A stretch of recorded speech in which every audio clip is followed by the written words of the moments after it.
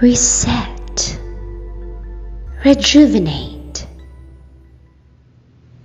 Go to our link right now to restart your life. TheRewindSports60.com. What are you waiting for? Hope to see you soon.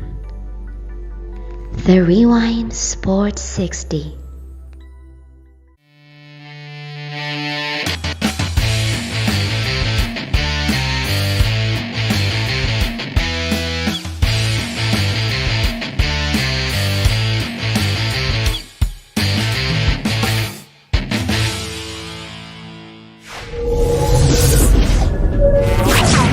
The Rewind Sports 60.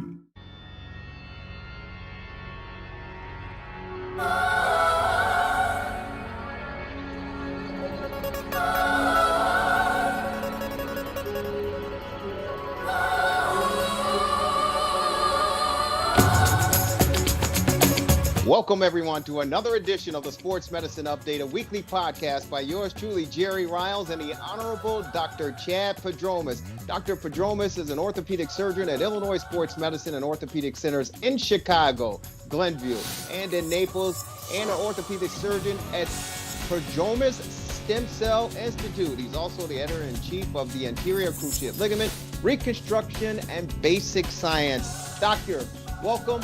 How are you doing? I'm doing great, Jerry. Thanks. How about you? I'm doing okay. I just wanted to make sure I get that out for you and, make you sound even more important that you're very important. There's no question about it, but I wanted to give credibility to your status, your title, and your persona. Thank you, Doctor. Important than anybody else, but I appreciate the thought. You're very important. Are you kidding me? Without you, we don't have the podcast. That's true for sure. Hey, Doc, there's so much going on in the world of sports. And again, I am very, very appreciative that, we have crowned a national champion as far as college football is concerned. That, of course, congratulations go out to Nick Saban and the Alabama Crimson Tide for winning a national championship title. Of course, the Los Angeles Lakers win the NBA title last year. The Los Angeles Dodgers, they win the baseball crown. And of course, we're moving forward to the National Football League with the Super Bowl. Congratulations to Patrick Mahomes and the Kansas City Chiefs who are advancing again, opportunity for a repeat. And of course, the greatest of all time, still playing at the ripe old age of 42. And of course, Tom Brady and the Tampa Bay Buccaneers ready to square off in Super Bowl 55 down in Florida. You love Florida, that's for sure. But they're expecting a crowd of 22,000 fans to be on hand to witness this extravaganza. Your thoughts on the Super Bowl matchups and, of course, COVID-19 and the precautions that need to be taken to get this thing kicked off? My thoughts are that it's a great idea. My thoughts are with the fans, what took them so long. We all want to be safe, but you've got an outdoor stadium where you require masks, you can have social distancing, and so risk should be pretty minimal. Florida has been arguably the best run state in the country on a number of fronts. In terms of doing what's rational instead of politicians being overprotective for whatever reason. I think meaning well, but usually just being not as informed as they could be. So I think it's great. I think it's great. The Super Bowl, I think it's a great example of normalcy because, as I say, there's abnormalcy imposed, I think, beyond what it needs to be, and having this out there where things are closer to normal, still with precautions, is a great example for the rest of the country. No, I think it's great as well. But again, when you talk about the great United States and the independent states as far as how they tackle handling COVID-19 and the virus here in Illinois, we know that the numbers are continuously going down, and the vaccines are available, although it sounds as if they're running short. But as you talked about, the state of Florida just continued to move forward and plow through this. And of course, they're going to be hosting the Super Bowl down there. 22,000 fans. I mean, do you trust people to be responsible? I know we've seen fans in the stands at some of the collegiate games around the country and, some professional games, but 22,000 fans enjoying the biggest game on the stage. Yeah, I do trust people, and I wish politicians trusted people more than they do. There are going to be a few people who aren't going to wear a mask, right? It happens. But, you look around and people, not only I think are most people responsible, I think most people have gotten so terrified by the media portrayal that I don't think it's a problem. And as I said before, it's an open air stadium. You can socially distance. You wear masks. I think it's going to be fine. So here's the big question, Doctor, and it's again the media, the news media, which I'm a part of.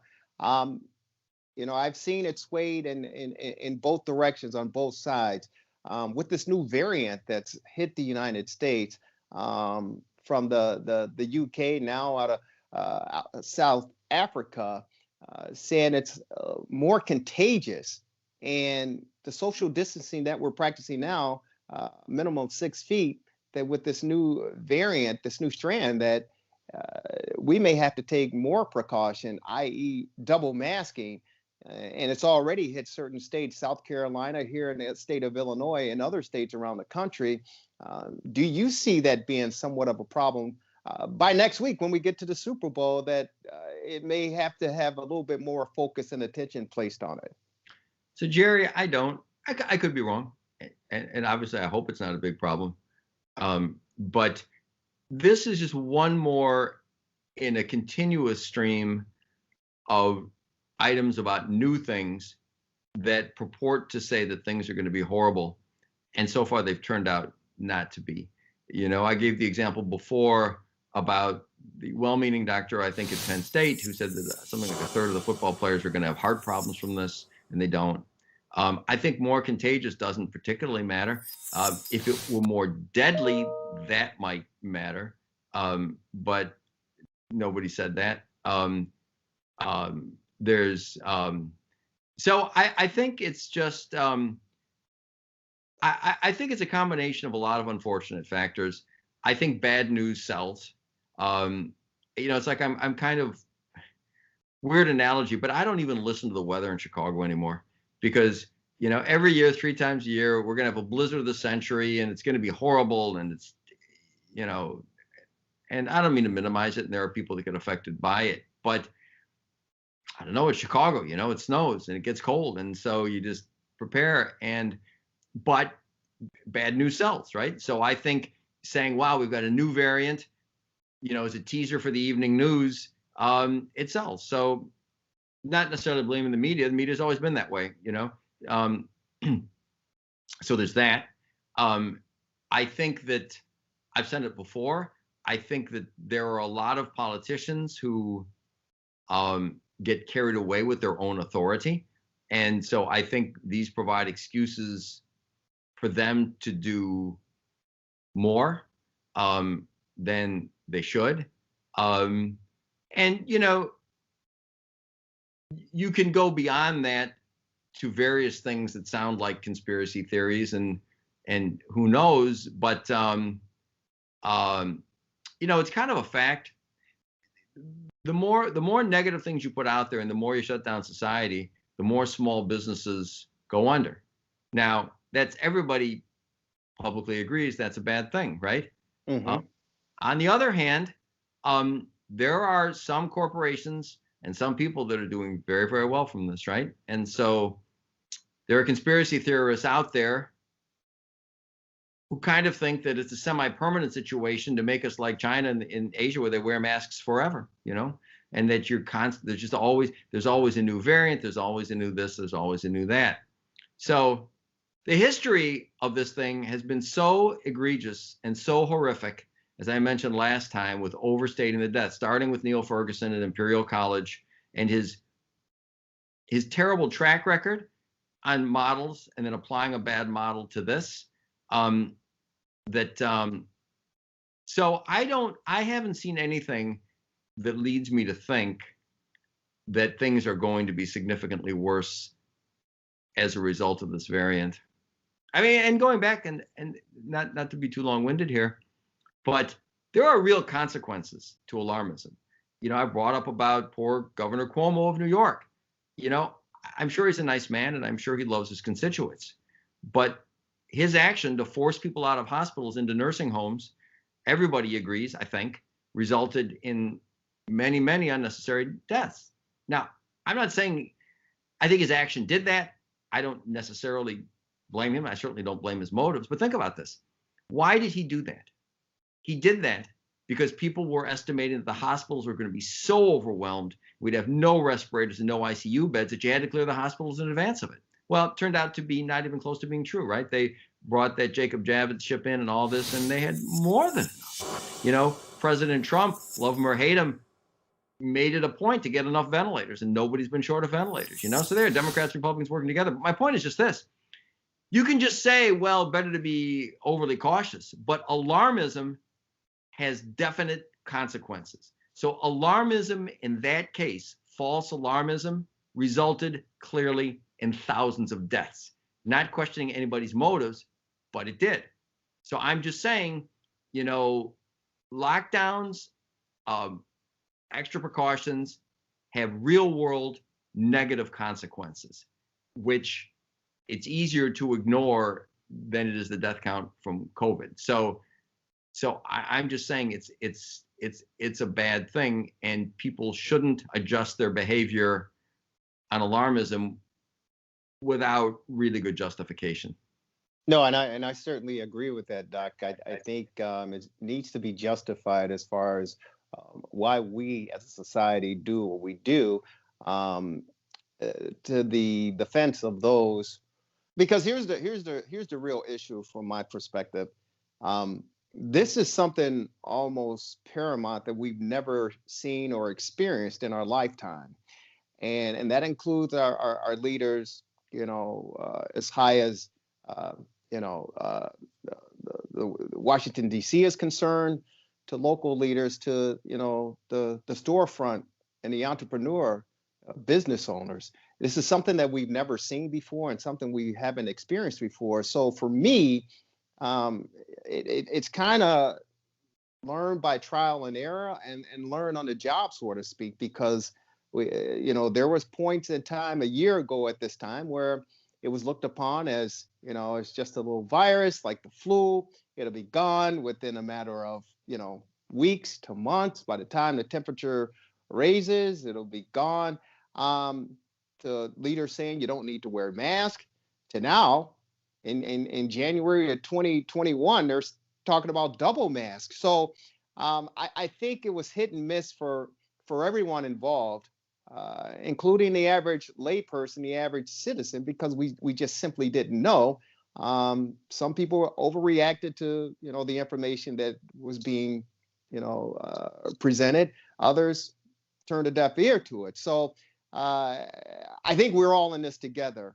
And for me, the best case scenario is to maybe play it to the safe side, because we simply don't know. And I kind of compare it to the AIDS epidemic back in the late 80s and early 90s, when it first ran rampant in this country and around the world. We didn't know, and there were some false prejudgments and accusations and all sorts of things, conspiracy theories that evolved from that. But we learned over time to let science do its job and let the experts do their job. And we got a control and got hold of it, and it's under control, and we found a solution for it. So I kind of apply it to the same of what we're going through today.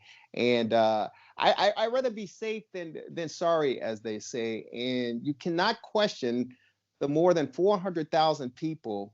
Boy, I guess you can, but the more than 400,000 people that have died from this virus. Whether you believe the number and the cause is another concern, but as of now, we're on a record of reaching 450,000 people to die from this. So for me, And again, I applaud those in the sports world that we were able to watch from collegiate sports to professional sports on weekends to take our minds off of this. But I would not want to be in the shoes of these experts and these scientists because they truly, in my opinion, don't have the answer as well, and they're learning just like we are as we go.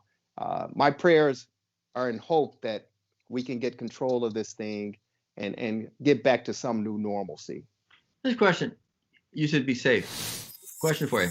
Do you think that people, when they lose their business, have adverse health outcomes? Do you think that there's depression and suicide and drug addiction and people failing to go in for health checks and living poorly and gaining weight? So do you think there's a consequence to excessive lockdowns?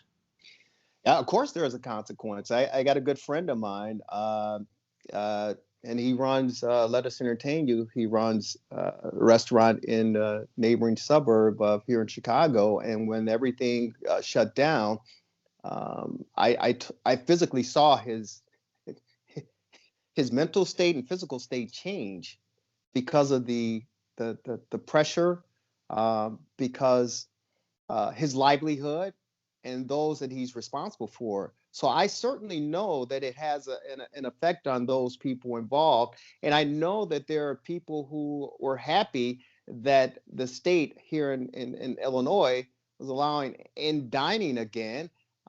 There were employees crying that they were able to get back to work. So I know the effects that it has, but I also know those individuals who won't be saying hello to family members or friends because they didn't listen to the warning signs, and that individual is no longer with us. There's a family down in Texas ignored the warning signs and everything of the virus, and 7 members, they had a party, and 7 of those family members succumbed to COVID-19 and the virus and are no longer here. So it's a double-edged sword, in my opinion, and it's almost a crapshoot or a roll of the dice. How do you approach it? How do you tackle it? I think the NBA did a fantastic job last year by having the bubble and staying strict and stern on the players' comings and goings. Now that they're out and available to travel and go here and there, we see that there's a different approach and a different effect as far as what's going on. So it's a very, in my opinion, very, very difficult decision to make. And I think we all personally have to make that decision, what's best for ourselves and our family and those that we come in contact with. And I'm hoping that, again, the light is at the end of the tunnel and we're close to getting to that light. So the thing of it is, the basic point is that lockdowns haven't helped. And they've compared places that have them and places that don't, and they just don't help. Excessive restrictions just don't. You get consequences, you get deaths, you get suicide, you get mental health problems, you get more cancer deaths because people don't go in for their checkups because they don't want to leave the house. So lockdowns kill people, kill lots of people. That's the one end. In the middle, social distancing, probably masks are good. Okay. At the other end, the things that really would help dramatically are being suppressed. There's treatment that works. Hydroxychloroquine clearly works. Ivermectin clearly works. I had a patient call me today, and I'm heavily involved in this, as you know, and he didn't know anything about it. He said, "Hey, ivermectin's used all over the world." There was a recent court case where a family wanted to get treated with it. The hospital said no, and they sued, and the judge said, "You got to let them," and another place as well. So, why should that be? So what I'm trying to say is this: the middle ground, common sense, mass social distancing, absolutely, and some restrictions, absolutely. But on the one hand, the overreaction kills people, absolutely kills people. So you can't just say be safe, let's overreact and shut down. You're killing people. You just are. So it just shouldn't be happening now. And on the other end, there are things that we could be doing to save lots of lives that aren't being allowed to be done for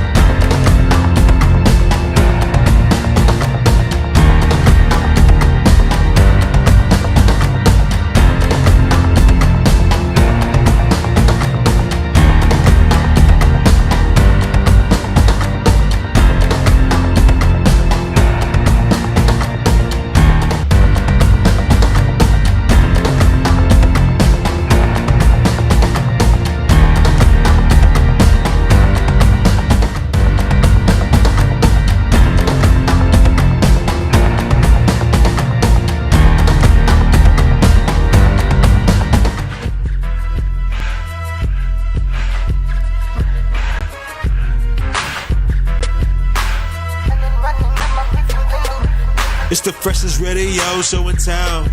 Feeling marvelous, I've been with Jerry Rouse. It's the freshest radio show in town. Feeling marvelous, I've been with Jerry Rouse. WCPT. WCPT. This the coldest sports show. You were getting the hour from 6 p.m. to 7. Chillin' with Lauren Cox and the man Marvelous. Shout out to Mr. Rouse and the Italian style. You what sports is the only politic. WCPT. WCPT. It's the freshest radio show in town. Feeling marvelous, I've been with Jerry Rouse. It's the freshest radio show in town. Feeling marvelous, I've been with Jerry Rouse. Ladies and gentlemen. Ladies and gentlemen. Welcome to another edition of the Rewind Sports 60. We're streaming live on Facebook. Yeah, we're in space as well. Broadcasting from the illustrious studios of WCPT 820 AM in the beautiful, beautiful city of Chicago, a very snowy city of Chicago, in the fantastic neighborhood of Jefferson Park. Ladies and gentlemen, this is another edition of the Rewind Sports 60, the fastest hour in sports conversation. Let's get right to it, ladies and gentlemen. You love him. He's not over at Wrigley Field shoveling the snow on the bleachers. He's not over at Guaranteed Rate Stadium over there shoveling the dugout out. No, he's not doing that, ladies and gentlemen. He's not even over at Soldier Field trying to bail those guys out, even though there's no games over there. He's not at Wintrust Arena. No. He's not at the United Center. Ladies and gentlemen, he's in the studios of WCPT 820 AM. He is the one. He's the only. He's known as the Marvelous One. He's Dan Marvel. What's up, Marvel? Hey, Wintrust Arena. UConn was there today. The women, you know. I think they won by 33, so it was a slow day for them. But I'm Superman, you know. Are you? I've had the first vaccine. I am Superman. No, yeah. There you go. Yeah, pretty soon I'll be able to breathe all over you.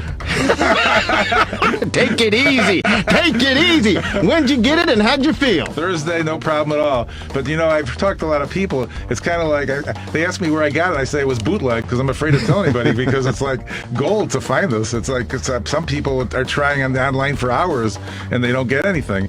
But I got clued in because my daughter's a teacher, so she helped me find it. Oh, really? Yeah. Because they were out in, was it Elk Grove yesterday at Hawthorne, the school district? Yeah. And my pharmacist from the Walgreens out in the Wheeling area on Dundee Road, she was actually one of the people distributing the vaccine to people. Well, I walked into my local Walgreens before all this, and they told me to get lost. They don't have it, so I went online and get out of here. Yeah, we ain't got it.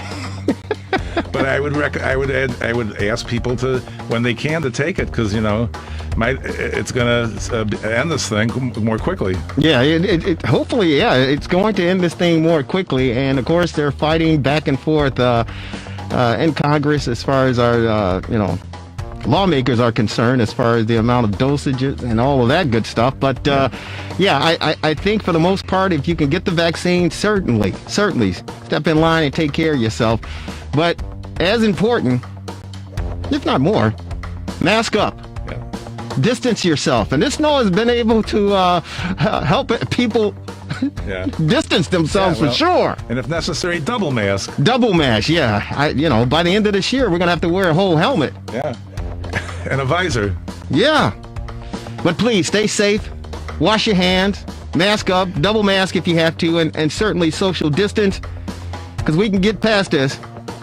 And as our president, the current one, said, hey, listen. It's going to be kind of tough. It's going to be kind of bleak. But we can get through this. And Dr. Anthony Fauci, along with the president, said we can manage it. We can get through it. Even with the 3 additional strains, variants that have hit the United States. But if we all work together collectively, we can certainly do it. And as far as mass transportation is concerned, airplanes, trains, buses, across the country, Marvelous, you're going to have to mask up. Sounds like a movie, Planes, Trains, and Automobiles. Yeah, certainly does. But ladies and gentlemen, it is the fastest hour in sports conversation, a Rewind Sports 60. Yours truly, Jerry Riles, along with the marvelous one, Dan Marver. You want to hit us up, our number here is 773-763-9278, 773-763-WCPT. We got a lot in store, and we're looking forward to having a fantastic show, so we want you to be a part of it. Stream it live on Facebook if you missed any portion of the broadcast. Check us out on Facebook, YouTube, and, of course, the Rewind Sports 60.com. Great guest list as well. Looking forward to having Fred Mitchell join us shortly to talk about the news that broke on Thursday regarding Northwestern and the cheerleaders, the lawsuit. But before we get into that and join Fred Mitchell on our TRS60 hotline, how have you been able to deal with all this snow, Marvelous? A foot of snow hit Chicago from yesterday till today, and it supposedly said they were going to stop at 6 o'clock today. Yeah. But as I came into the studios, I could see the flurry still hitting the ground. Well, it reminded me of 10 years ago when we had the Snowmageddon and people were stranded on Lakeshore Drive in 2011.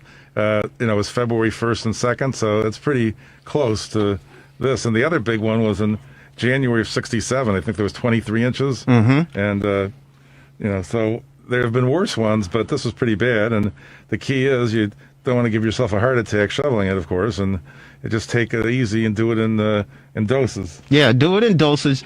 Take it easy, and when you're out there shoveling, if you don't have the snow blower, if you're out there shoveling, use your knees. Mm-hmm. Bend your knees. Don't put all that strain on your back, because it'll catch up to you. Believe me. So, amen. Yeah, I had the fortune of my beautiful wife Lisa handling the snowblower, and of course yours truly using the shovel, and we got things done. But of course I had to get out there again, Marvelous, and shovel. That's the one thing I hate about it. I appreciate it.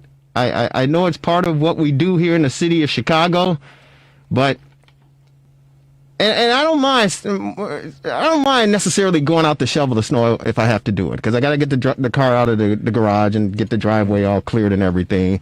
But I really don't like going out 2 and 3 times to shovel. Well, they do a great job in Northbrook, for example, of clearing the streets. But then the problem is you have a 10-foot wall at the end of your driveway, and then you get rid of the wall, and then you get more snow, and you have a 5-foot wall.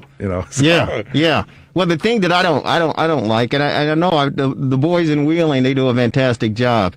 Pat Horker, the village president, he's up for an election again coming up soon. So good luck to him. But the boys that handle the crews in the Wheeling area, they do a fantastic job. But I don't like the fact that they're plowing the streets, but they're pushing that snow right up on the driveway, and I got to get right. And it's heavy snow, Marvelous. It's not the powdery stuff that's coming from the. This is the heavy, dirty stuff. Yeah, my sister used to live on the end of a block by a busy street, and boy, did she get it.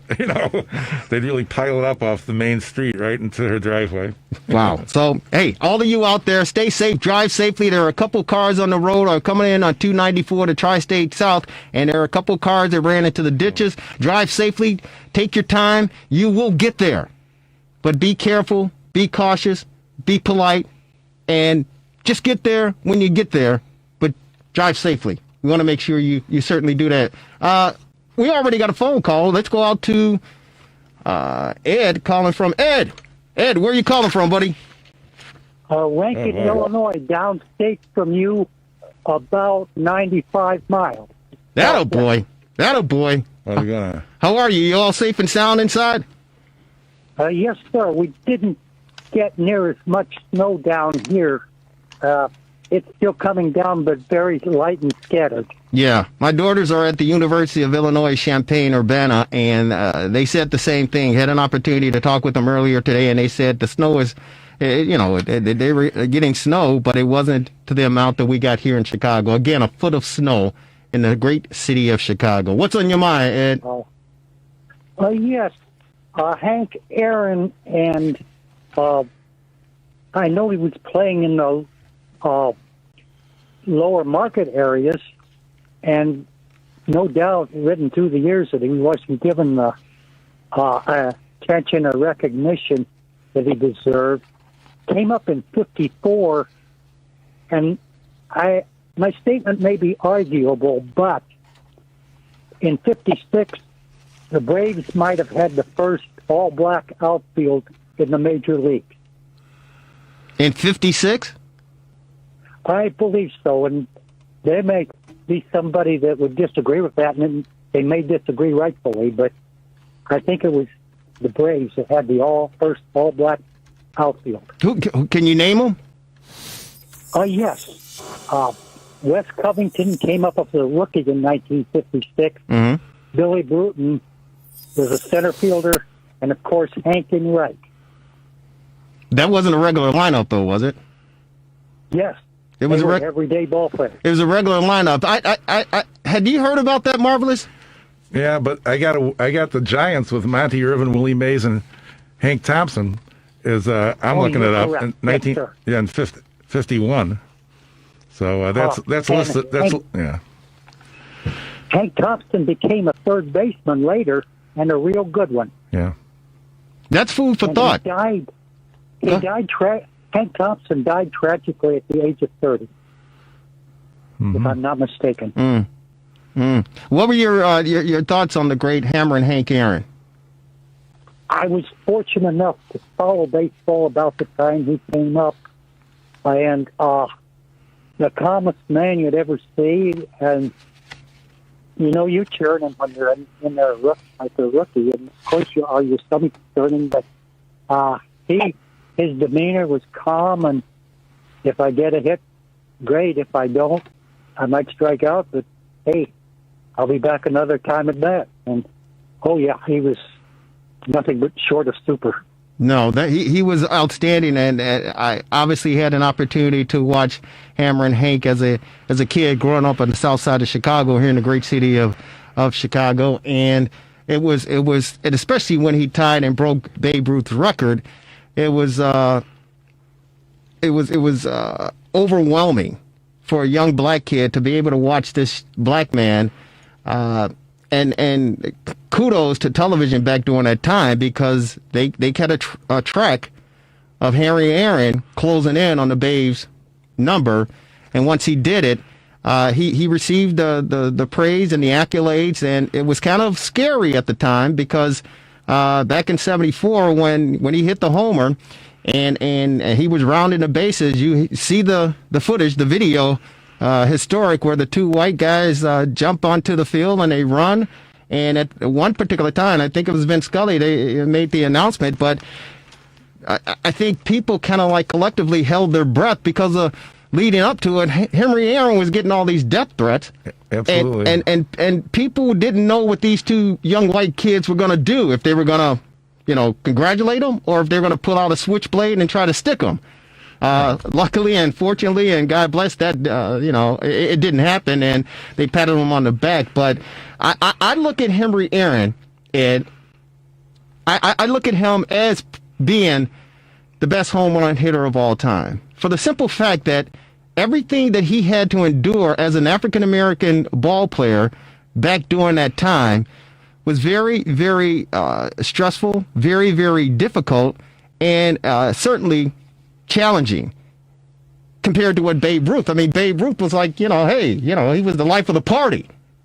So everything that Henry Aaron had to overcome to still focus and concentrate to accomplish this great feat. In my opinion, he's the greatest of all time as far as home run hitters are concerned. Not only that, but he had a batting average of 305. Unbelievable.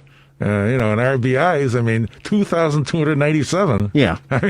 Unbelievable. And he stole 240 bases besides. But again, you think about it, you go to bed at night and you're getting all these death threats, and you still got to focus and get out there the next day and do your job, and Henry Aaron was capable of doing that. They had cops in the outfield, I believe, too. Yeah, they certainly did. Ed, anything else before we let you go?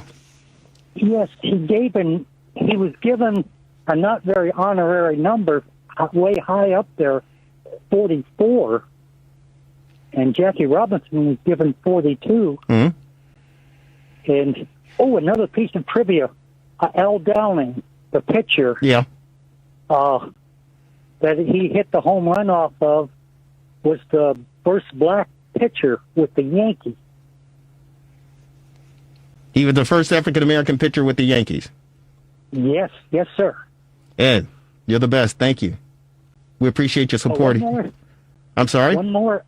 Okay. Danny Carlino in the early 2000s had a radio show down the dial in the morning, and he gave terrific interviews with people, and he did a editorial on Danny Mack at the end of one of his shows, and the little boy Danny is an interviewer that's really great. Yeah. Hey, Eddie. You all are, of course. You're in the business, and you're all very good. Thank you, sir. We appreciate it.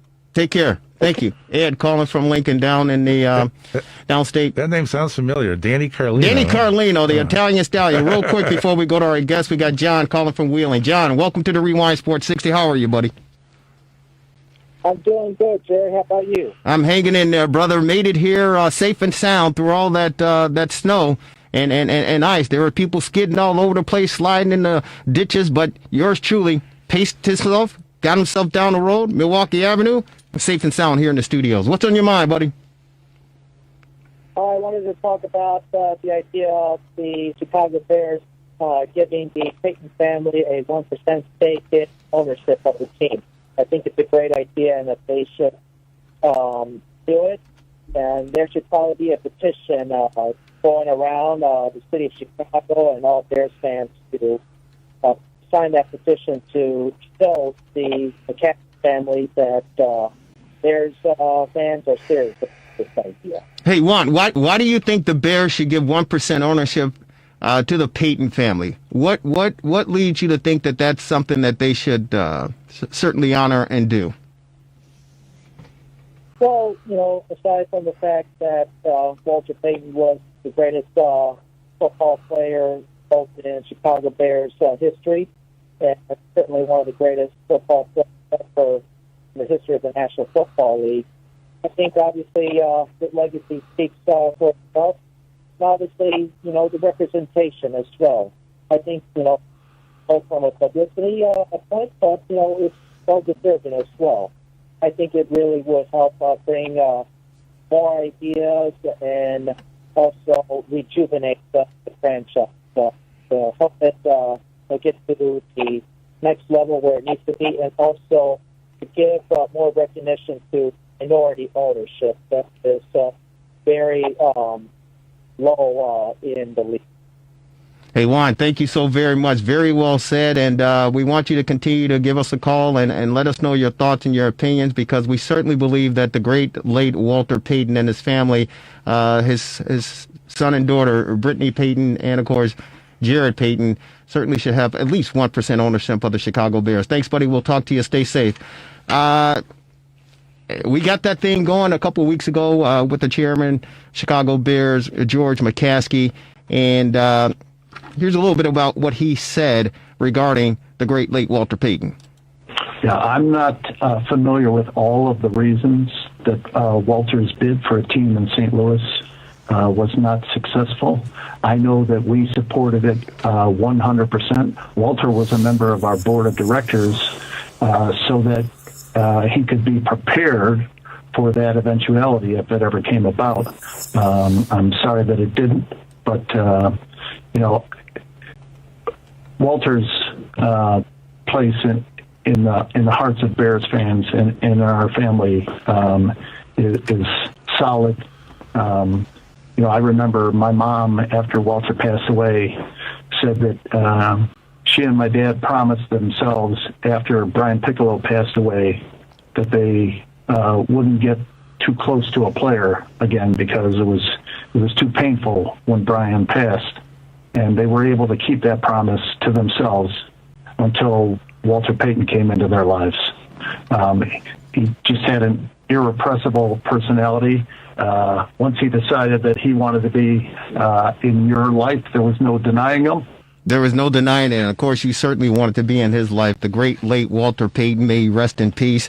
But it's something that I certainly believe. And again, that was the chairman of the Chicago Bears, George McCaskey. I think it's long overdue. Marvelous. Yeah, and the amazing thing is, Walter would be 66 now, only if he was still alive. Yeah. And so he he'd be maybe he himself would be on the board. Yeah, and it's interesting because I've gotten some questions from people to say, well, what about the family? Does Jared and Brittany, are they even interested or even want to entertain the idea or the thought of ownership, 1% or 49% or whatever the case may be?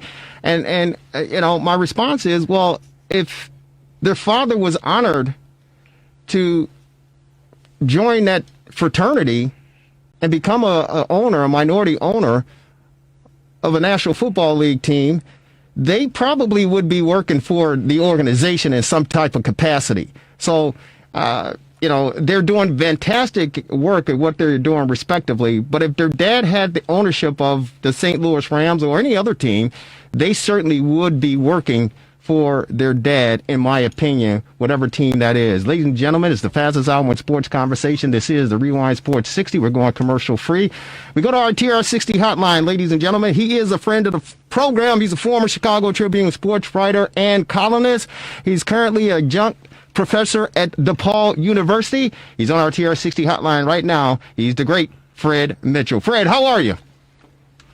I'm doing okay, Jerry. Good to talk to you. Hope you're staying warm. Well, we're staying warm, and I was able to drive in from the northern suburbs, Fred, and I made it safe and sound. Although to the left of me and to the right of me, I saw some cars in the ditches and off the road. So that was a sign definitely from the man upstairs to say 10 and 2 on the wheel, and don't even drive the speed limit.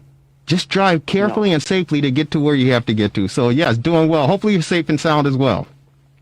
I am so far. Knock on wood. Thank you. Well, we appreciate you taking some time out on this Sunday to join us, and we won't keep you long, but we just had to reach out to the great Fred Mitchell and pick your brain on a couple issues regarding the world of sports here in the great city of Chicago. You heard the soundbite. I was going to start off with the Northwestern University cheerleader lawsuit, but you just heard the soundbite of George McCaskey talking about Walter Payton and his ambitious failed attempt to get ownership of the National Football League team. What were your thoughts back during that time regarding Walter's pursuit of becoming a minority owner in the National Football League?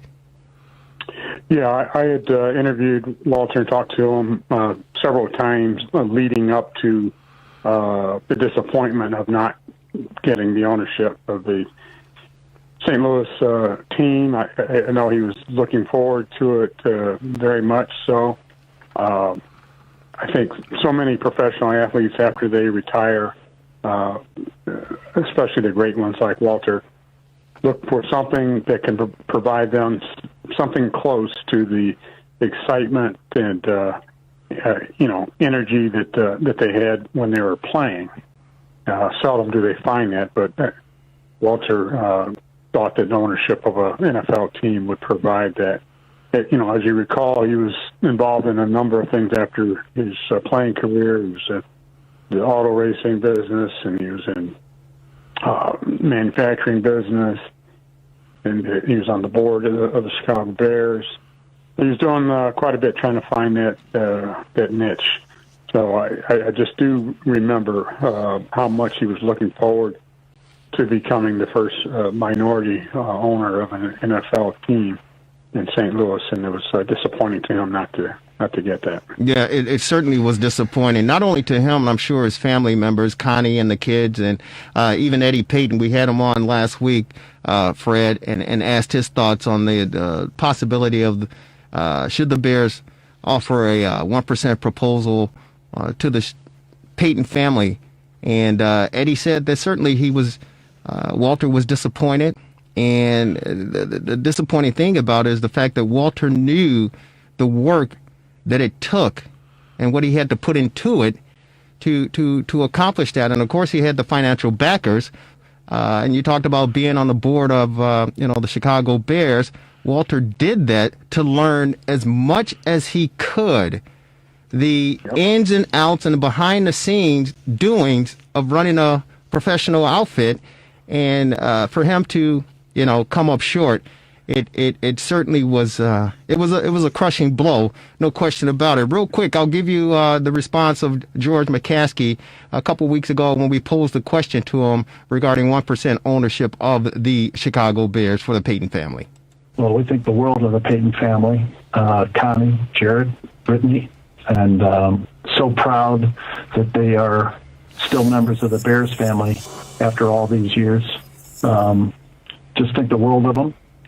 I can't speak for Brittany, but I know we can't afford Jarrett. That guy, his demands would be too. I'm kidding, of course. I have a great relationship with both of them. Mm-hmm. They're absolute naturals on the air, and just a great family. We think the world of them.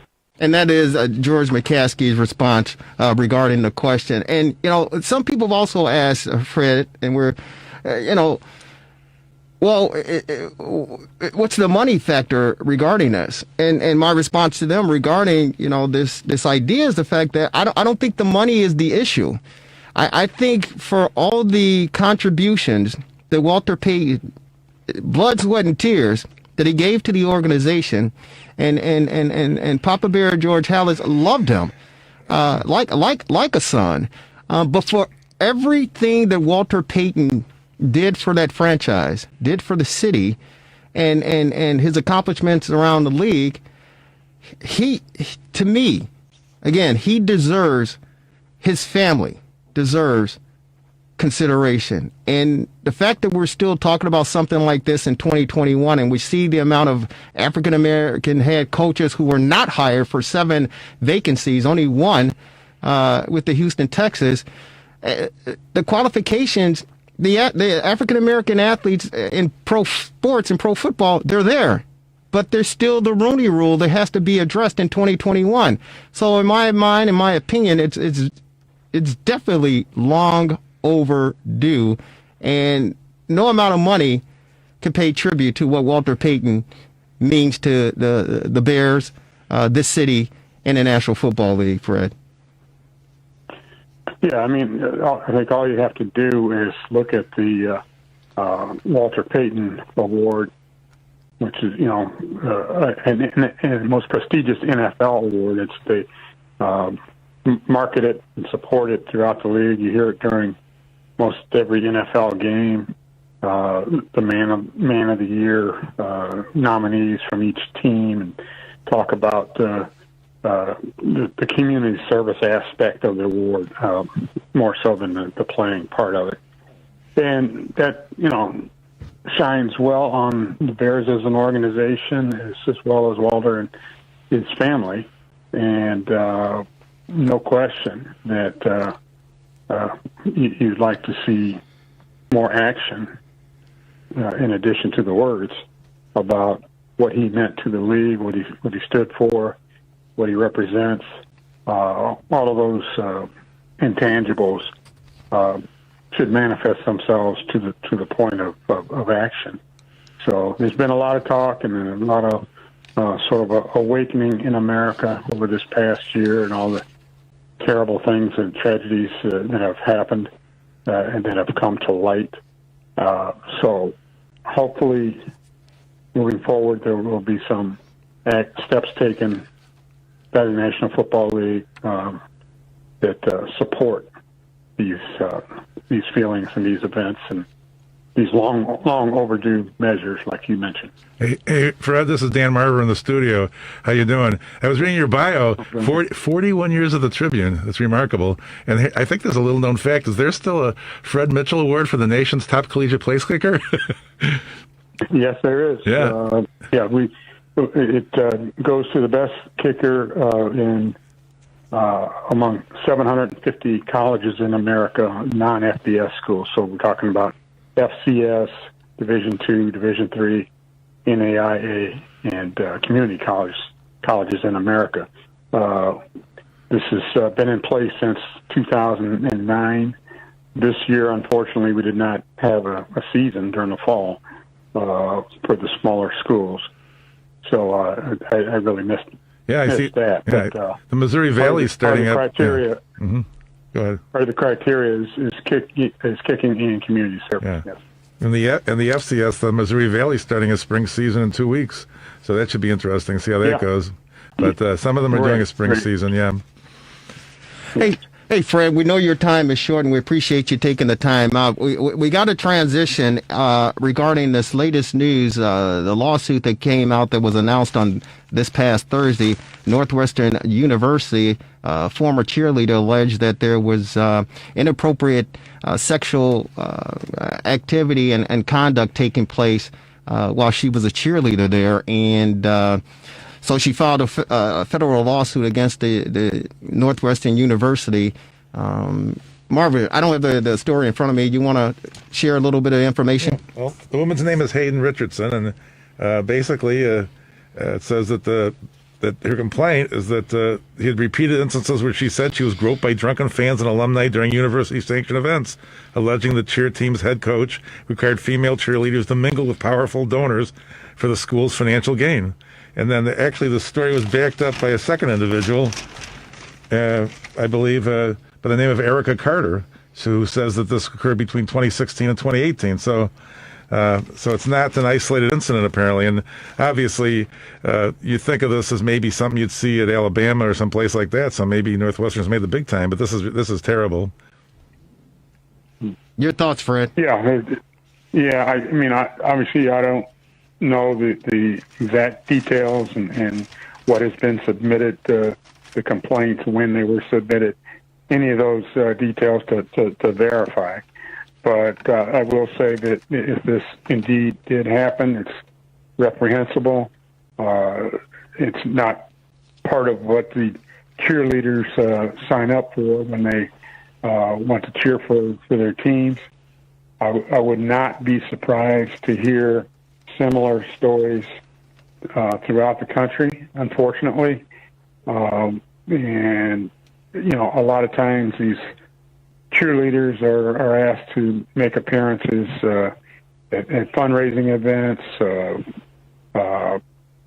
among the general public, donors in this case, and people take advantage of the opportunities and situations and go too far. So this is something that needs to be checked out and monitored. Like I said, I don't want to make any kind of definitive comment because I don't know specifically the details of what happened. Yeah. But if they did happen, it's somebody needs to be accountable for that. There's no question about it, and I certainly agree with you. Someone definitely needs to be held accountable, and of course we don't have. I mean, right now it's her, word against theirs, so to speak.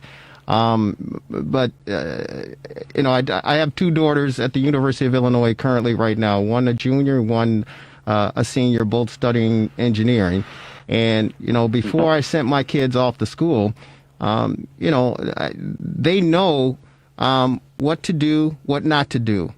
If there's if there's some type of questionable situation occurring, certainly get away from it. But they know how to conduct themselves, and they know when someone is not conducting themselves. And so as a parent, I hand my kid off to the university, but I prepare my kids for the experience. And again, we understand that it's college, and that's where, kids are going to learn and grow and experience and all of that good stuff. But when you talk about responsible adults, and in this case, boosters, it doesn't matter if the girls are, the cheerleaders are asked to attend an event, to help encourage these boosters to, sign a check. We get that as part of the program. But I think these boosters, they need to conduct themselves right and wrong. And I'm not pointing out the finger at Northwestern University. Marvelous touched on it. We know that these sort of things happen all around the country. I think it's the adult in us that need to be responsible and understand that there's a line that you don't cross, especially when it comes to college-age kids and college-age students and females. And you have to conduct yourself in a professional business manner. And she's alleging that alcohol was even encouraged for her and the other cheerleaders to, indulge in, and they were underage. So it is a very, very fine line, but I do put the responsibility on the adults because that's who they are. They are the adults, and they need to take full responsibility for their actions.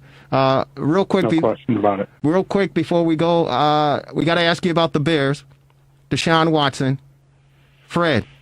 You've been covering this team and in this town for many years. You've done outstanding work. You're award-winning sports writer and columnist.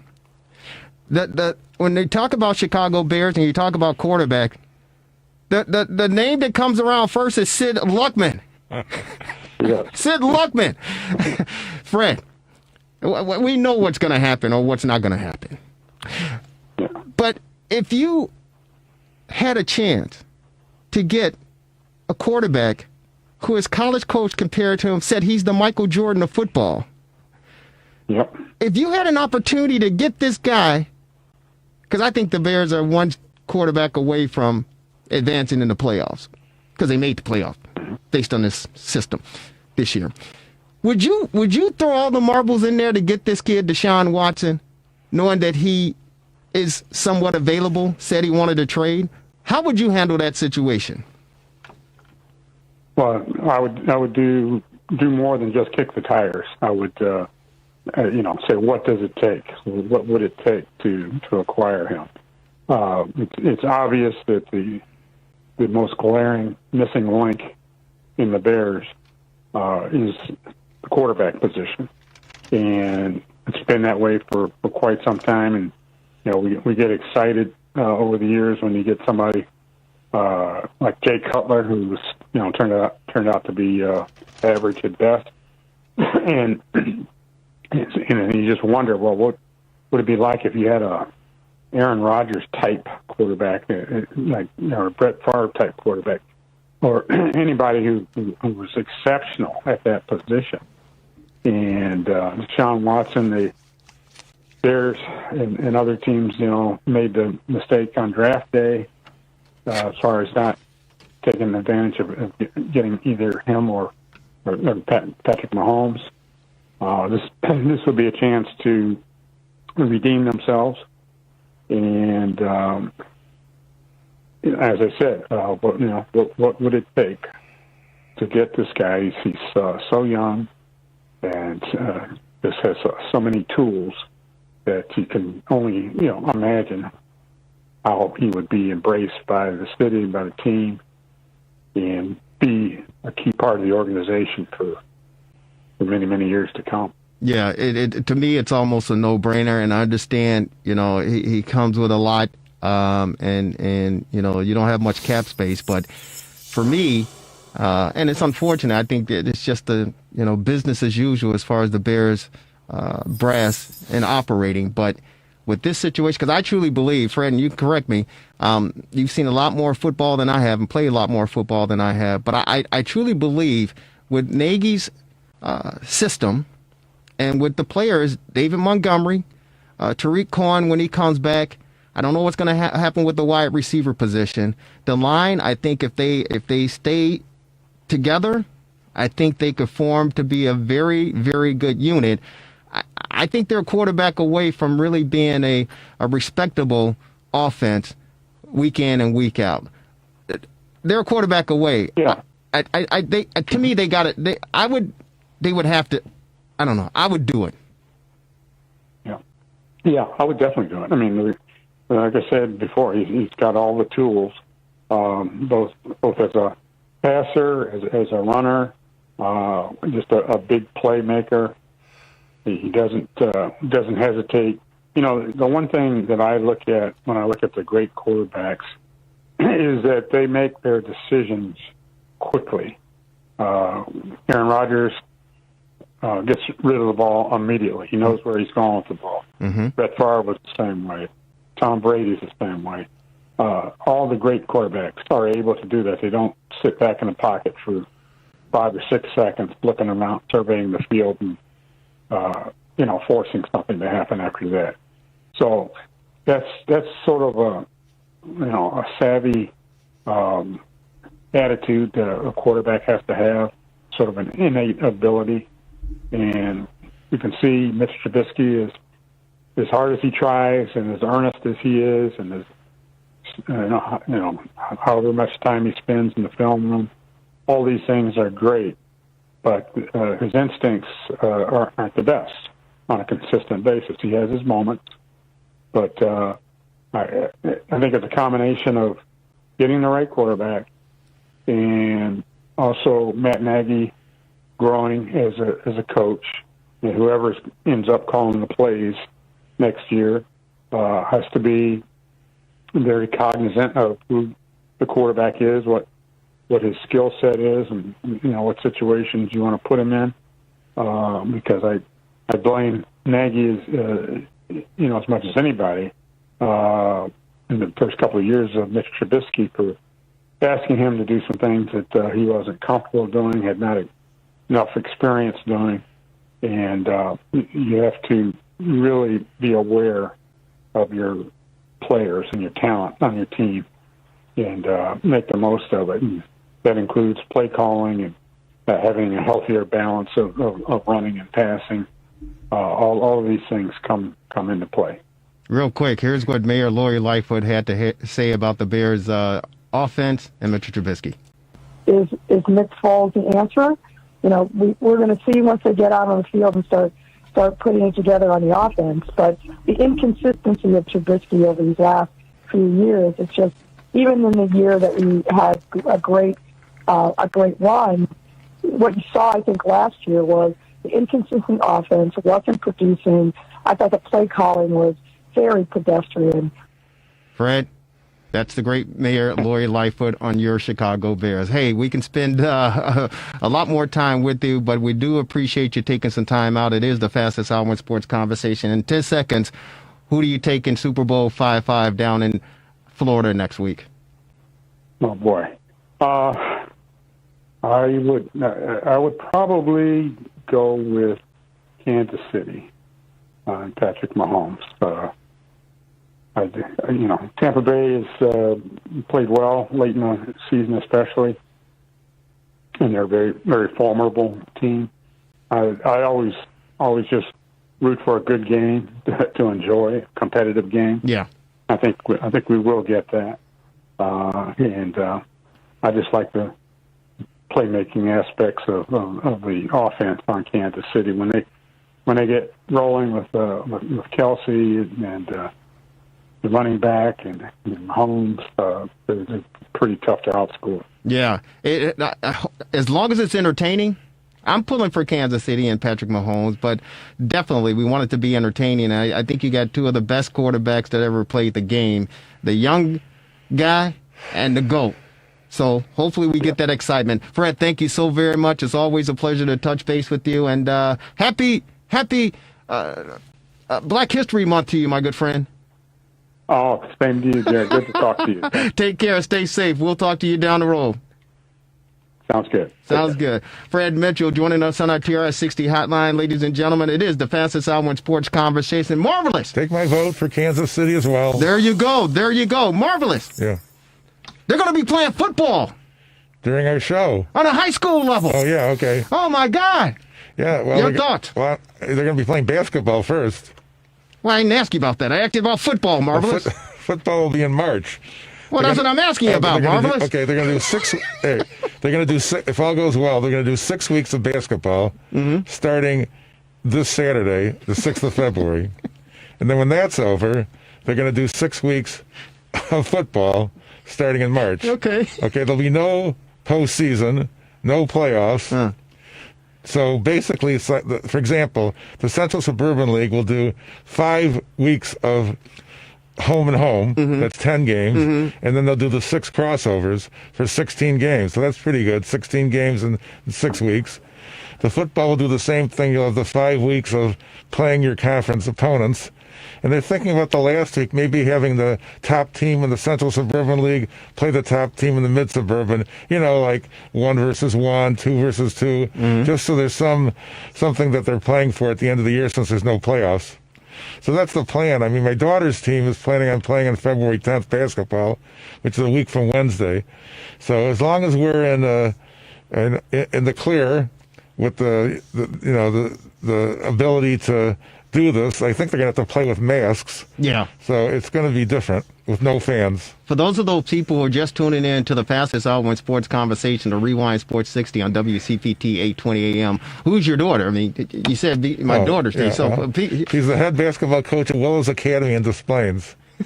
So very proud of her, and maybe we can have her on as a guest. Yeah, maybe we can have her on as a guest. And we do have another guest on our TRS60 hotline, ladies and gentlemen. He's one of the top running backs in the city, playing high school basketball for the Crusaders of... Yeah, Brother Rice. Brother Rice. I drew a blank there. I was going to say Crusaders of Holy Cross because my brother played for the Crusaders of Holy Cross. But this young man plays for the Crusaders of Brother Rice on the city's far south side. He's on our TR60 hotline, ladies and gentlemen. He's a 5'9", 175-pound senior running back. He runs a 40 and a 4.47. This guy is blazing. Ladies and gentlemen, he's pleased to join us on the hotline. He's Joshua Bell. Joshua, how are you, man? Hey, I'm good. How are you? Hey, good, man. Thank you so very much. I kind of drew a blank on the Crusaders of Brother Rice, and I shouldn't come up with a blank because my older brother attended Brother Rice High School way back in the day. I'm, of course, a Catholic leaguer from St. Rita. I had brothers that went to Quigley South, and my sister went to Maria High School. So we're full of Catholic leagues, man. But welcome to the Rewind Sports 60. We appreciate you, man, and your thoughts on the announcement that high school sports and high school football is going to be starting up again. Yeah, I'm really happy about it, because it's like the players get to finally play, and we just been waiting for a long time to play. So I'm really happy, and it gives the seniors like one more chance to finally get film and stuff.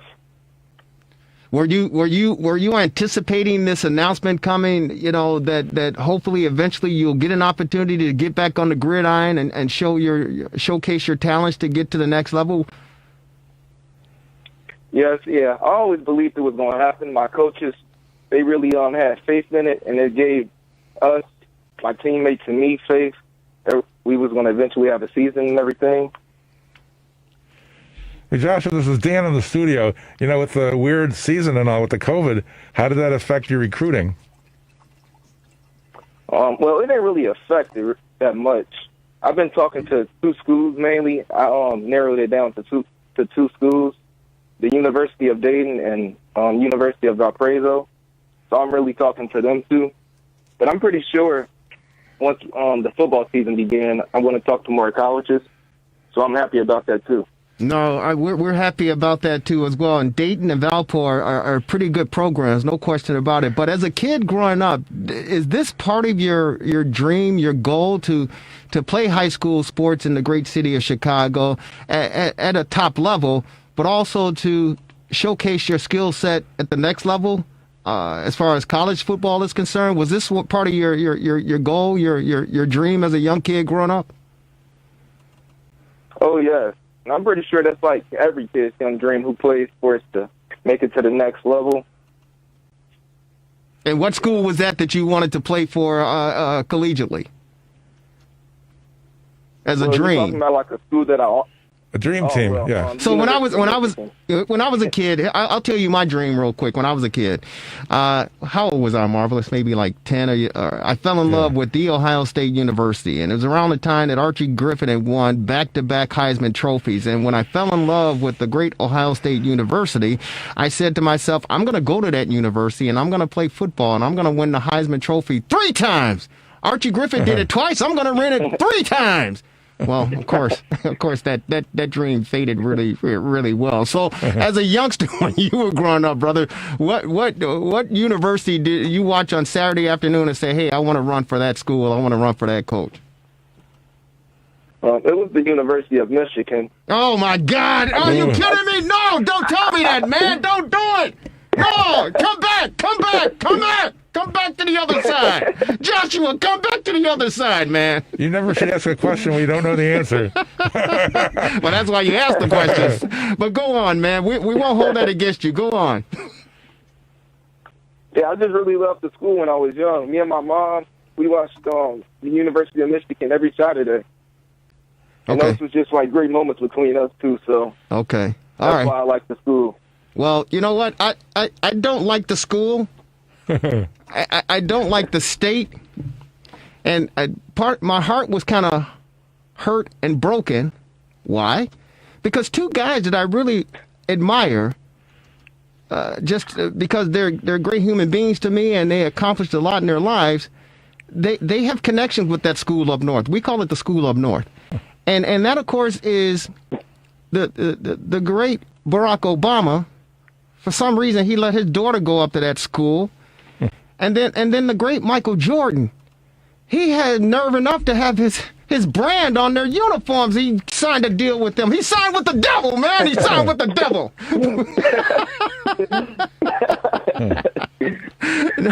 But we won't hold that against you, brother. Hey, listen, before we let you go, we hope that more colleges get an opportunity to check you out. What have you been doing during the off season, waiting for the decision to be made that we can resume high school sports? What sort of workouts, what sort of things have you been doing to keep your body and your mind in tune for this opportunity? Well, I've been running the hill by my house like every day or every other day. Mm-hmm. And then I have like a bench press and squat rack in my basement. So I've been bench pressing and squatting. And I just really been working on my footwork, really. No, that's very key. And so at the next level, you talked about Valpo and you talked about Dayton, who are really, really heavy in recruiting you. Will it be at the running back position? Because you're a two-way athlete, and I believe, and you're the captain of the football team. Congratulations. But are you also the middle? Are you also the middle linebacker on defense as well? Well, I played the sophomore year, but my main position is running back. Okay. And what's your how do we say it, Marvelous? What's your skill set? Because we see David Montgomery running for the Chicago Bears, and when he gets the rock, he's just a beast to reckon with. We see Tariq Cohen when he gets the rock, he's kind of one of them speedy, the little gadflies that you want to just smack, but you can't catch up to him. What's your forte as far as running the rock? Well, I believe I'm a very hard runner, and I'm very patient, I let, my old lineman block first and, just look at the play. And I'm very fast, too. Yeah, hell yeah, you fast. Excuse my language, but you've heard worse, believe me. You playing football in high school in Chicago, you've heard worse than that. But you run a 4.4 740. That's real speed. Quentin Demps, you remember Quentin Demps? He played for the Bears for a couple years, whatever. But he's a co-host on the show. That Quentin Demps made it to the pros. He runs a 4.45 Wow. Yeah. Wow. I ran a 4.5 So you're in good company with the 4.47. Yeah. Yeah. I don't run that fast. So it says you're 5'9", 175, Josh? Is that about right? Yes, sir. Yeah. Yes, well. Sir. I know that the Pioneer League, I think we need to get you as a full scholarship at a place like Miami University where I went. Oh, Marvelous will put in some good words for you, brother. He'll put in some good words for you. Hey, man, before we let you go, and we appreciate you taking some time, say hello to your father, Tracy, and, of course, your uncle, Reggie. It's just, you're a friend of the program, man. You're a friend of the program. Now, football isn't your only gift. I understand you're pretty good with the bowling ball. Share with our listening audience what you just did on Friday, man. Friday, I had a 279, and yesterday, I had a 289 again. For the Brother Rice bowling team, right? Wow. It's good. Correct, yeah. I was one more frame away from a 300. Are you kidding me? That's amazing. Have you bowled a 300 before? No, I always came close. Wow. 9 or 10 strikes in a row, and then I messed with in the 10th frame. Mm-hmm. Yeah, but I'm going to eventually get it. Wow. Well, I feel it. Man, God bless you, brother, and enjoy your youth, and dominate as much as you can, man, because it goes by fast. But keep running, keep lifting, and get on those books, brother. You go to Brother Rice. That's it's a Catholic League school. Very, very good, brother. Keep it going, and the sky's the limit for you. Okay, thank you very much. You're the best. Hey, brother Josh, we appreciate you, man. Stay safe. All the best to the family. Take care, man. Marvelous. Yeah. It's the fastest album in sports conversation, brother. Do we have to go back on the road now? On the road again. Seems like I'm always getting back on the road again. Hey, ladies and gentlemen, it is the fastest album in sports conversation. If you miss any portion of the Rewind Sports 60, make sure you check us out on Facebook, YouTube, and, of course, the RewindSports60.com. If you have Comcast in the northern suburbs, on Wednesdays at 7 o'clock, Channel 17, Channel 19, and Channel 35 on Comcast. Marvelous. Anything before we let you go? No, I mean, we'll be doing this. We'll be underway with the Super Bowl next week when we're here, so it should be an exciting game. But don't miss us either. Don't miss us at all. Thanks to our great producer, Devin Tingle. Lauren Cox, stay safe. Q, the 17th letter. Quentin Demps, talk to you, brother. Peace out, everybody. Stay safe.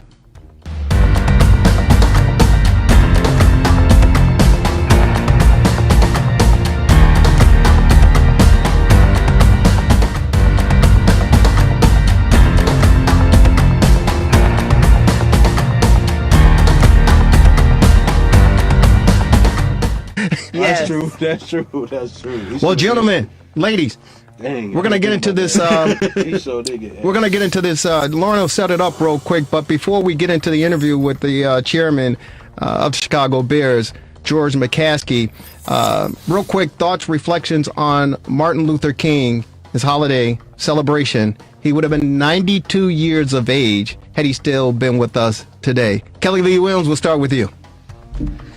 In a nutshell.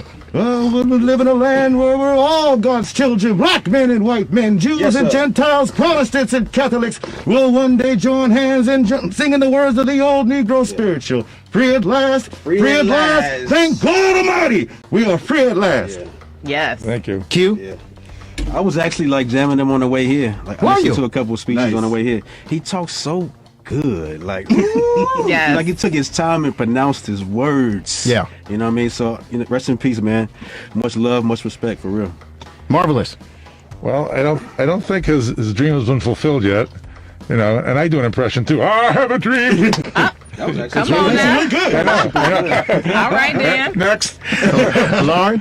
For me, I think about how inspirational he was and hope. And that's what we need now, hope and inspiration versus inciting, which is what our current president did and is doing. So I think about hope and that inspiration, and we all need much more of that today. Yeah, you know, it's interesting for me. Thank you so very much for sharing, everyone.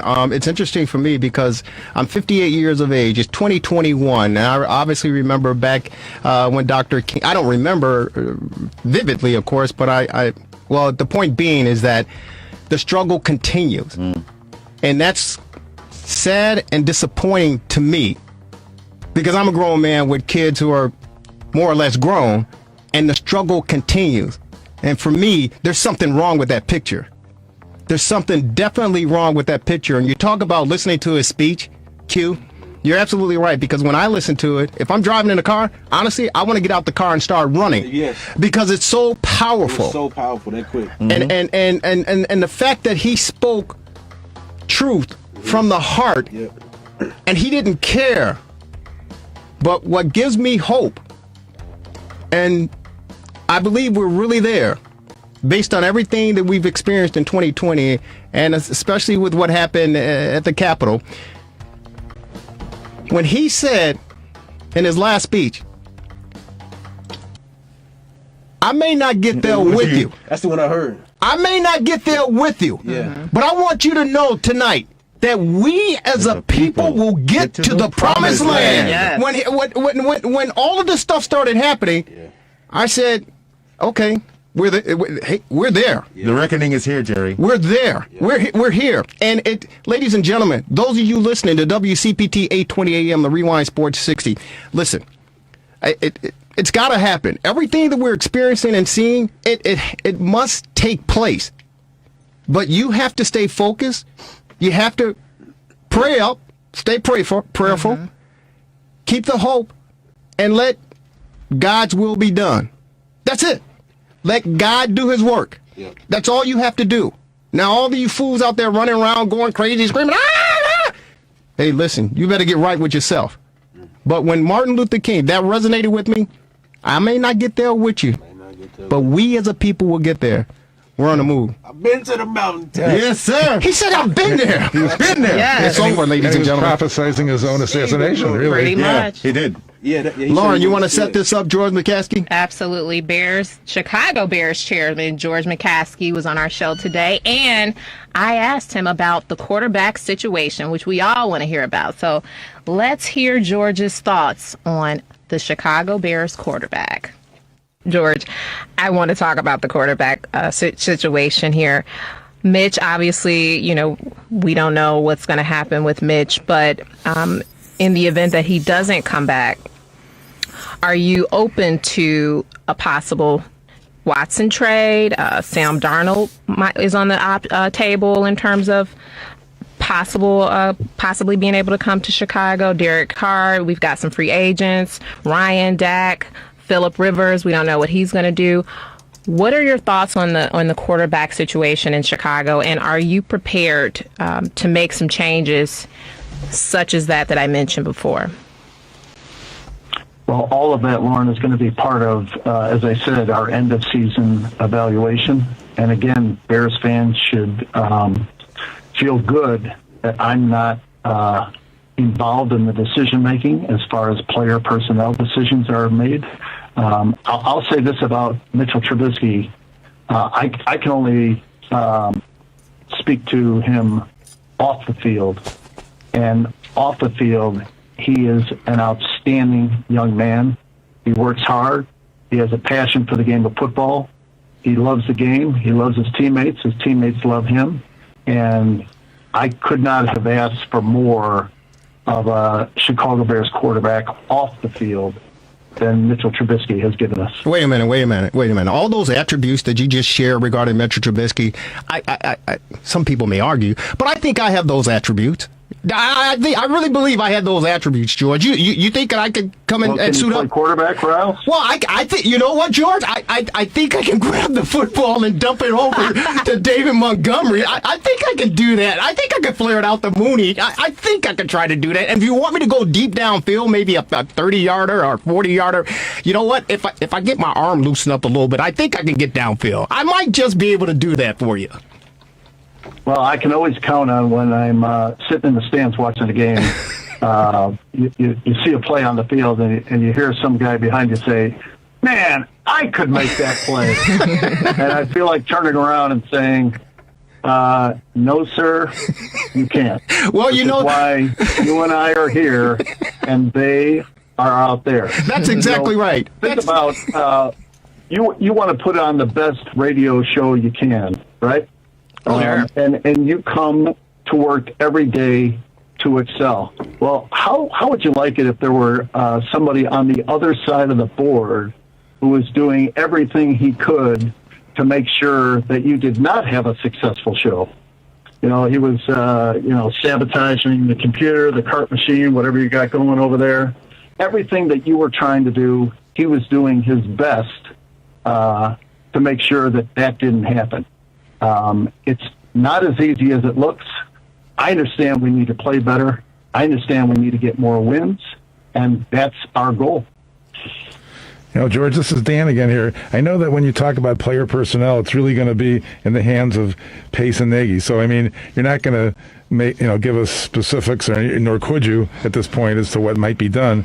But Lauren mentioned a number of different possibilities which could happen, and I'm sure that you would approve of anything that would make the Bears better. But so, I mean, I guess you can't speak to specifics. Wouldn't that be true? It's all up to Pace and Nagy, isn't it? Yeah, well, I can't talk about specifics for a couple of reasons. Number one, Lauren mentioned at least one player who is under contract to another team, and it's not permitted for personnel from one team to talk about whether or not they would like to have somebody who is under contract to another team. The commissioner kind of frowns on that, and he makes his disappointment known in the form of monetary fines. Yeah, he does. He does. We love him. Yeah, he does. One final question, and George, thank you so very much for taking time out on this Sunday to spend with us. Hope you're safe and sound. And again, I echo what Lauren mentioned earlier regarding the handling of COVID-19 and the testing and everything.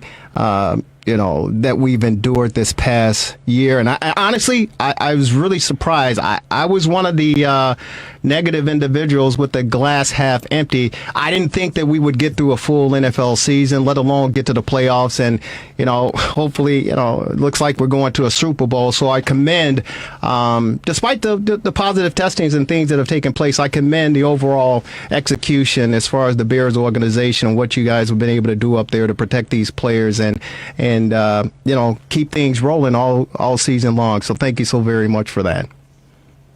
Well, I appreciate you saying that, but it's really a tribute to the players all across the National Football League. We're so impressed with our guys who did what was asked of them in terms of testing, physical distancing, mask wearing, proximity tracing, and then to exercise the personal discipline away from the facility that is necessary to make sure that they were available day in and day out to play games. It's just extraordinary when you look at some of the problems that are already occurring as the NBA and the NHL try to resume play, and hopefully baseball very soon. This is a very, very challenging environment, and I think our guys did a great job coping with it. They certainly did, and you had great people up there helping out as well. One final question, and again, we appreciate you, staying with us and taking our questions and giving us the most candid and honest answers that you could. This is what I'm pitching for. One thing we didn't get a chance to discuss with you was representation in the front office regarding minorities/women. We've seen what the Blackhawks just recently have done. We've seen what the Bulls have done, as far as their front office is concerned. Of course, Kenny Williams over with the Chicago White Sox, the position he's been in. As far as the Bears are concerned, are there any thoughts to elevate a minority/woman into a decision-making role, whether it's assistant vice president of player, operations or whatever the case may be? Is there anything on the horizon regarding more minority representation in the front office of the Chicago Bears? Yeah, that's a great question, and I'm glad you asked it, because it was about this time last year that we engaged the Kaleidoscope Consulting Group, which is a diversity and inclusion firm, to help us through this process. We've had some great discussions. We had a real meaningful all-staff discussion after George Floyd was killed last spring. And we've had focus groups among the staff and leadership interviews. And the Kaleidoscope Group is helping us work through this process as we move forward. And the way it's been explained to me, it's not simply representation in terms of numbers, as you mentioned. It's people in leadership roles, and it's a culture of acceptance and tolerance, and that's all something that we need to work on. We want the Bears to be a model in this area, and we have our work cut out for us. We have a lot of work to do, and we're looking forward to the challenge. Real quick, and thank you. Very, very well said, but I'm going to help you out here before we let you go. You don't need Kaleidoscope. You can use them, and they can be a source of reference for you. I'm going to give you a few names that I certainly know will do an impeccable job for the Chicago Bears organization that will reflect the leadership in the organization and the results on the football field. You ready for them? You ready, George? I've got pen in hand. There you go. You know all of these people pretty much for the most part. Bruce Herron is the first name I'm going to give to you. Bruce Herron, and I'm serious about this because he's been interested in the past to work for the Chicago Bears, a former linebacker, number 51, back in the day, played with the great late Walter Payton, but he was interested in a player personnel position with the Chicago Bears. I don't know if you would reach out and extend a phone call to him and say, hey, we'd like to sit down and talk with you, maybe see if there's a assistant player personnel position for you or something of that organization. But I believe Bruce Herron, with his experience, with his knowledge, and his Chicago roots, would be a great candidate to at least call, sit down, talk with him, and pick his brain about moving the Chicago Bears front office organization into the next realm. And this is another one. The Payton family. I already said. Before you leave that candidate, I know Bruce Sluggo Herron very well. Yeah. I used to pick up his sweaty socks and jocks in the locker room back in the day. He and I go way back. But in terms of any individual, and here's another thing that Bears fans should take great comfort in. I don't tell anybody at the Bears who they have to interview, and I certainly don't tell anybody at the Bears who they have to hire. Right. Sluggo's a great guy, but any candidate would need to be interviewed and selected by Ryan and his staff in the personnel department. Okay, well, just let him. But who's your next name? So here's the other one. Now you have to be sitting down for this one. You have to be sitting down for this one because this is the blockbuster here. No. Here's the deal. Everybody loves Papa Bear George Halas. Because of, we only have to say why. But Grandpa Halas loved number 34, as we all do, Walter Payton. May he rest in peace. He has two beautiful children, professional people here in Chicago. Jared Payton over at WGN Channel 9, and Brittany, I believe, is she over at Fox or Channel 2, whatever the case may be. Listen, George, listen, this is what I would recommend. Just me, Jerry Riles. I would seriously consider sitting down, Ted Phillips, sit down with Mama McCaskey, Virginia, and maybe drop a proposal to invite the Payton family in. You can even throw in Eddie Payton, Walter's brother, and offer them 1% ownership of the Chicago Bears to have some type of minority representation for the Chicago Bears and the family. And even if it's at 1% or 10% ownership, and I know that's a lot to ask, but I believe in the contributions that Walter Payton brought to the team, the city, and of course the league, i.e. the Walter Payton Man of the Year Award. I think that's something that should seriously be considered with the Halas family and the Bears organization. And I would extend a proposal opportunity to the Payton family to entertain a 1% ownership in the Chicago Bears franchise. What do you think?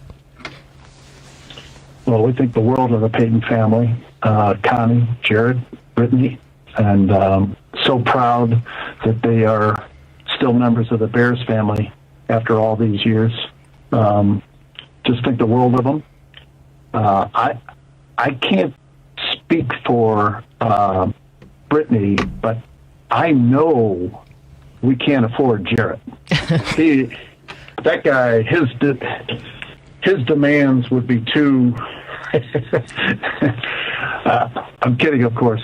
I have a great relationship with both of them. Mm-hmm. They're absolute naturals on the air, and just a great family. We think the world of them. Well, the one reason I posed that question, George, is the fact that you know that when Walter, before he left us, he put a bid in to become the minority owner of the St. Louis Rams, I believe, at the time.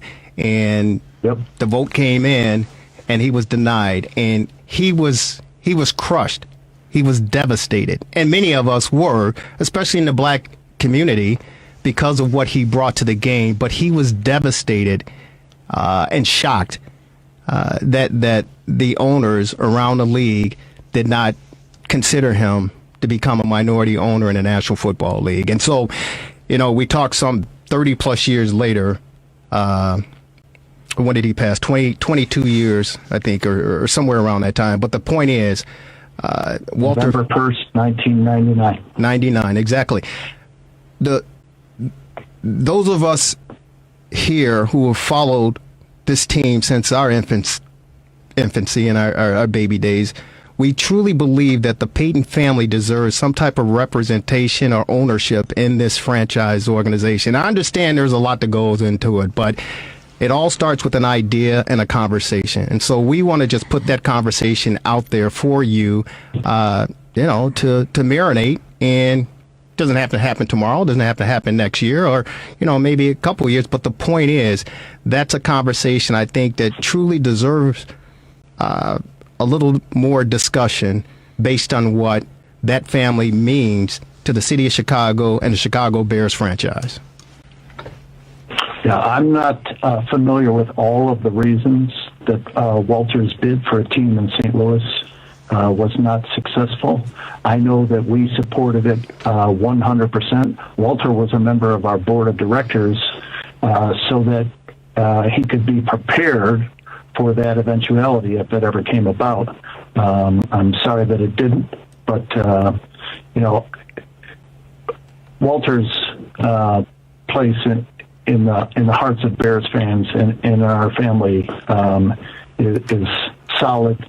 I remember my mom, after Walter passed away, said that she and my dad promised themselves after Brian Piccolo passed away that they wouldn't get too close to a player again because it was too painful when Brian passed, and they were able to keep that promise to themselves until Walter Payton came into their lives. He just had an irrepressible personality. Once he decided that he wanted to be in your life, there was no denying him, and we're all the better for it. George, thank you so very much. We normally keep our guests 10, 15, 20 minutes tops at the most. The great Mayor Lori Lightfoot's been a half hour with us. You are well past that, and we want to thank you dearly for taking the time out of your busy I appreciate Sunday. all this time.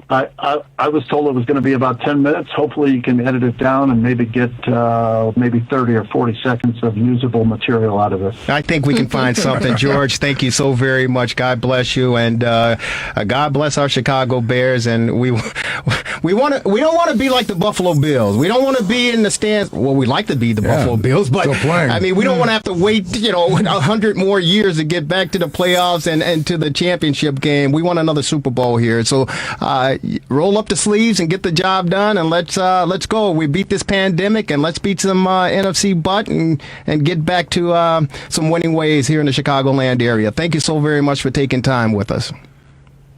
We understand the expectation. We're looking forward to the challenge. Go Bears. Go Thanks, Bears. George. Thank you so very much. God bless you, sir. Thank you.